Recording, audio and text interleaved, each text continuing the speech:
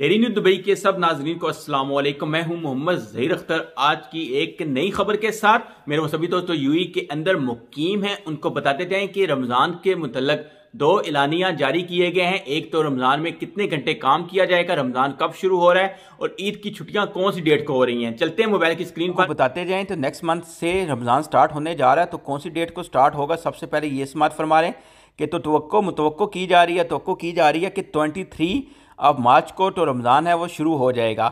इसके बाद एक और चीज़ तो अच्छी है, वो बता दें जो भी लोग रमज़ान के अंदर यूएई के अंदर मौजूद हैं और काम कर रहे हैं तो उनको बता देते हैं कि नॉर्मल तो उनकी वर्किंग टाइम होती है वो 8 आवर होती है। रमज़ान में उनकी वर्किंग आवर हो जाएंगे वो 6 आवर हो जाएंगे, यानी कि वह नॉर्मल तो वीक में होते हैं 48 आवर होते हैं, लेकिन रमज़ान में आप कह सकते हैं कि उनको तकरीबन 12 घंटे मज़ीद उनको डिस्काउंट मिलेगा रमज़ान की वजह से। इसके बाद अगर मज़ीद हम बात करें कि तो ईद की हॉलीडे, ईद उल फितर 2023 की हॉलीडे कितने दिन की आएंगी, तो वो 4 दिन की मुतवक्को हैं, जुमरात, जुम्मा, हफ्ता, इतवार। और अगर डेट की बात करें तो ये डेट जो बनती है ये तकरीबन 20, 21, 22 अप्रैल 4 दिन की ये डेट बनती है।